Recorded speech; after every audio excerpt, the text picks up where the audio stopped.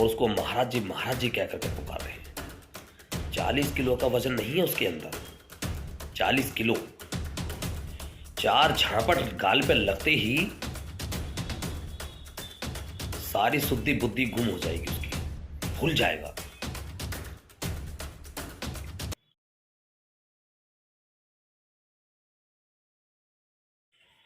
जय भीम साथियों, मैं आपका भाई विजेंद्र भारतीय।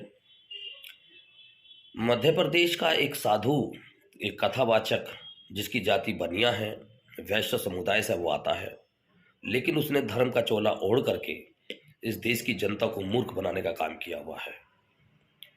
हाँ साथियों, मैं बात कर रहा हूँ धीरेन्द्र गर्ग की, जिसने ब्राह्मण धर्म अपना करके अपने आप को धीरेन्द्र शास्त्री कह करके इस देश की भोली भाली जनता को बेवकूफ़ बनाने का काम किया हुआ है।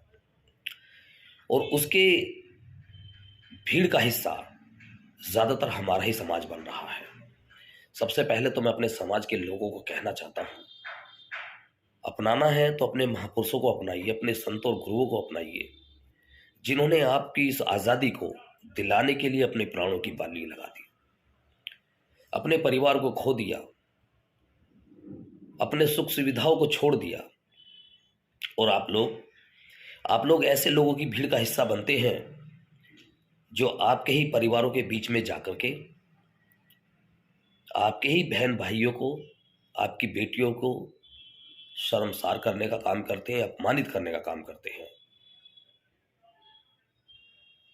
धीरेन्द्र शास्त्री का भाई शालिग्राम गर्ग कुछ समय पूर्व हम सभी लोगों ने सोशल मीडिया के द्वारा देखा कि वो एक ऐसी परिवार की शादी में जाता है जहाँ सामूहिक विवाह हो रहा होता है, और वहाँ जाकर के अपने मनचाहे गाने बजाने के लिए दबाव डालता है। जब उसकी ये बात पूरी नहीं की जाती है तो वहाँ पर खड़े लोगों को अवैध रूप से लिए हथियार से डराने धमकाने का काम करता है, गंदी गंदी गालियाँ देता है, सार्वजनिक जगह पर स्मोकिंग करता है, और लोग केवल भीड़ का हिस्सा बने हुए हैं और उसको महाराज जी कह करके पुकार रहे हैं।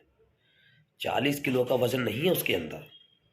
40 किलो 4 झापट गाल पे लगते ही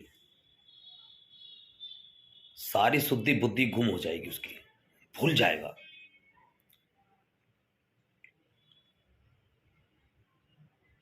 ऐसे लोगों को हम लोगों ने हीरो बना दिया,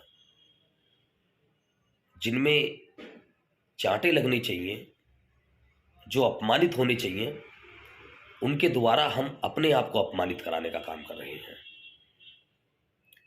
ऐसे लोगों से बचें, ऐसे लोगों की कथाओं में जाने से बचें, उनके यहाँ भीड़ का हिस्सा ना बने। ऐसे लोगों को आपने अपना कमाया हुआ धन दे दिया, दौलत दे दी, शोहरत दे दी, सब कुछ दिया, आपको क्या मिला? केवल और केवल अपमान। आप अपमान के भागीदार नहीं हैं। इस देश के अंदर संतों, गुरुओं, महापुरुषों ने अपने प्राणों की बलि दी है, बलिदान दिया है, अपने परिवारों को त्यागा है। उसकी कद्र करें, उसका सम्मान करें। मध्य प्रदेश पुलिस ने मुकदमा लिखा और मेरे समाज के लोग बड़ी खुशियां मना रहे हैं कि उसके ऊपर मुकदमा लिख गया। मुकदमा किन धाराओं में लिखा गया? 294, 427, 506, 323, ये सारी धाराएं ऐसी हैं कि इनमें तत्काल बेल उसको मिल जाएगी, जमानत मिल जाएगी।